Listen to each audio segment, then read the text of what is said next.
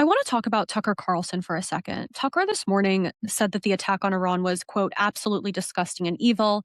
Reporting suggests that he's lobbying against the move and has implied that it will splinter the president's base of support. We can have seen that's already happened throughout other foreign involvement. What do you think of Tucker's response? I mean, there's a line in Hamlet, the cat will mew and the dog will have his day. I mean, the cats mew, dogs bark. Tucker Carlson makes, outrageous claims, and that's to be expected. Remember last summer, before the surgical strikes against Iranian nuclear facilities, he said that tens of thousands of Americans would die if American planes took to the air. No, it just didn't happen. I don't think he has any particular understanding of these things. He just has sort of belches of opinion. And that's fine. That's his right. Everybody can say what they think. But I mean, he's just been flat out wrong about these issues in the past. And principally, it seems, sadly, is just propelled by this desire to try to claim that America is basically run by Israel, the Jews, and simply does the bidding of Israel. I mean, this is what he says. This is what he does. This is what he believes. Now, I'm afraid there's a number of formerly serious and prominent figures who just see everything through this lens these days. But it's important not to get distracted from what the actual story is, which is that the Iranian people have been repressed by this regime since 1979. This is about them. It is about them having a historic opportunity to actually take their country back. And just think of the number of times in recent decades, including the Green Revolution in 2009, think of the number of times that the Iranian people have come out onto the streets to try to protest this regime in their country, even to try to topple it. Every time those internal security forces, you were just talking about the Basij militia and others, use unbelievable, brutal violence against the people and make sure that they get off the streets. This seems to be the best opportunity the Iranian people have had since 1979 actually get their country back. And that is the most important thing at the moment, not the belches of various. Just one more on it, though, because, Tucker might be wrong and outrageous, but he has a huge following and massive influence, particularly for a portion of the American right. Why do you think his followers, his fans, others on the right are so susceptible to his views and the sort of like conspiratorial line of thinking? Well, unfortunately, it's a sort of low resolution thinking, which conspiratorial thinking is always like that. You have an omni explanation for everything, and in a complicated world, some people like the idea of having a single explanation for everything, a single conspiracy to explain everything. But flattering as that can be, and simple as it is for many people, it's never a good prism to look at everything. I mean, just consider the fact that, for instance, I mean, even this morning, a government like that in the UK, which is led by a prime minister who's once again, it's a sort of rather comic in a way, in a difficult time, but once again has done a press conference in which he said, I just want to make completely clear that we are not involved in this, as if anyone thought that they were. But just remember that even those countries that are Britain and some of its European partners this morning that have said we don't want to, we want to see de-escalation. Just note that even those countries have made important observation about the terrorism that the Iranian revolutionary government has been carrying out in their own countries. It's not just that the Iranian revolutionary government has been sponsoring terror in the region, launching wars in the region, colonizing country after country in the region, in the Middle East, Yemen, Syria, Lebanon, and so on. It's the fact that they have continued and do continue to this day to try to carry out terrorist attacks in other countries. The British Prime Minister this morning, as I say, he's clearly no fan of this particular intervention. But the British Prime Minister this morning said that Britain has stopped 20 terrorist attacks just in the last year in the UK that have emanated from Tehran. That's not a small thing, to have a terrorist regime that continues to send cells, send munitions, to send hit squads, to carry out terrorist attacks in the UK, in Europe, in the United States of America.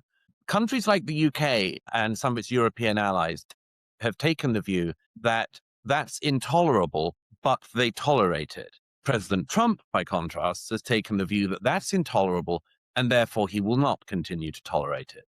And if this is the short surgical war that I would expect it to be, then there will be some howling from some of the MAGA base, of some of the prominent podcasters and so on. But I think they will continue to make outrageous claims that turn out not to be true.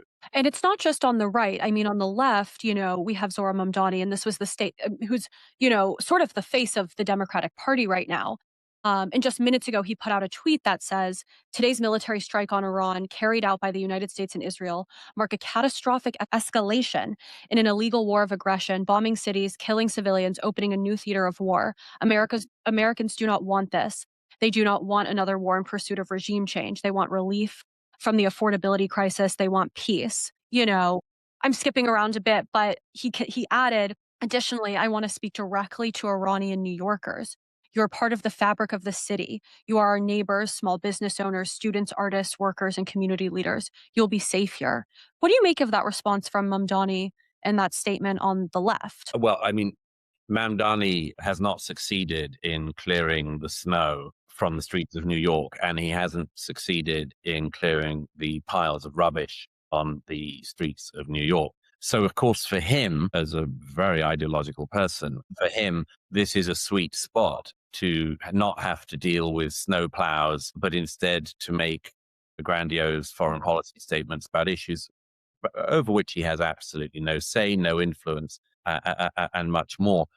Of course, if he does mean it, of saying to Iranian New Yorkers they're safe, which is an important thing to say, he should have added, of course, shouldn't he, the caveat that that would include critics of the regime who have had Iranian death squads sent to their homes in New York, such as a hit squad sent to kill an Iranian exile critic of the regime in Brooklyn just a short while ago. Mamdani can't say that, of course, because that would require him to make an overt criticism of the revolutionary government and its ideology in Tehran. So instead, he does this a mixture of grandiosity and vagueness about it.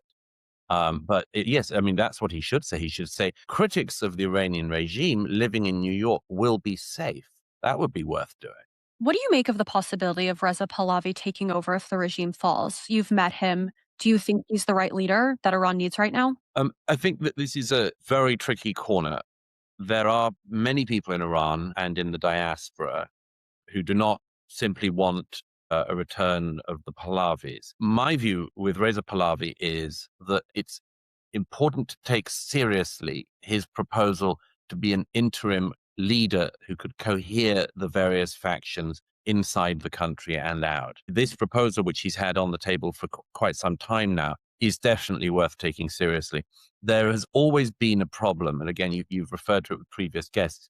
There's always been a problem internally and externally since 1979 with the number of different factions that exist. I remember in 2009, the protests against the regime opposite the Iranian embassies around the world tended to have the protesters themselves segmented into different sections. I mean, 5 or so different sections because the monarchists couldn't be in the same pen as the communists and so on. And I remember a friend of mine, an Iranian exile, saying to me back then in 2009, we can't even unite when we're in opposition to the regime. And that's always stayed with me. There are all these factions. It would be disastrous if the forces inside Iran that are opposed to the regime and the forces outside that fell into factionalism. And that's why I do think that Pahlavi's most important role is if he could act as that convening figure. It's about the best thing I've seen on the table in the last year. But it's important, again, to state that this would mean that the future of the Iranian people is in the hands of the Iranian people. I think what many people would be opposed to is a leader being imposed on the country. But again, that's not in the Trump playbook. And I don't see it being anytime soon. And final question for you. There's a way of reading what's unfolding right now, these military strikes, and drawing a direct line to October 7th, 2023, when Hamas unleash a massive attack, the largest on Jewish life since the Holocaust. Talk to me about that, about how that day reshaped the region and, in some ways, indirectly set the first domino onto Mm. what we're seeing today. It's interesting. In my latest book on democracies and death cults, there's a reason, which is about the last 2 years of war and the post October 7th war.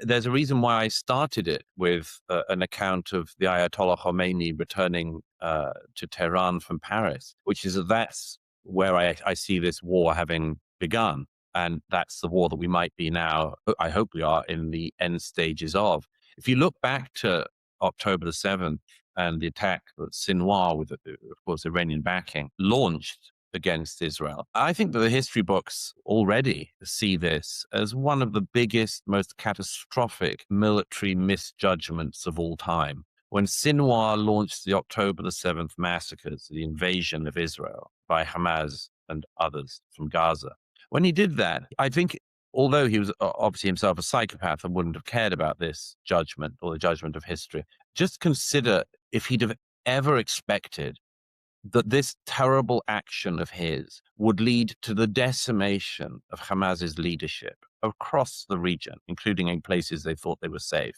lead to the destruction of the Iranian proxy of Hezbollah in Lebanon, including the killing of Hezbollah's leader, Hassan Nasrallah, would lead to the fall of Assad in Syria, and then would lead last summer to the destruction of the Iranian revolutionary government's nuclear capabilities.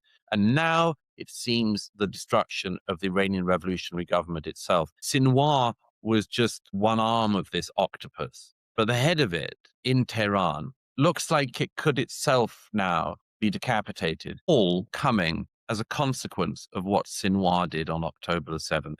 It's an extraordinary thing. I think, as I say, history is already judging that what Sinwar did, as well as barbaric and evil, will probably turn out to be seen as one of the worst military misjudgments in history. Wow. Well, Douglas Murray, thank you so much for joining us today. We really appreciate your time. It's a great pleasure. Thank you. If you have a 401k or an IRA, please listen. Gold is at record highs. What many people don't know is this: you can move part of your retirement money legally and without tax penalties into physical gold you actually own. Alpha Omega Gold helps you do this through a gold IRA. Your gold is real. It is stored safely. It is in your name. Learn more at ao.gold/stand. Alpha Omega Gold is our sponsor, and they proudly stand with Israel.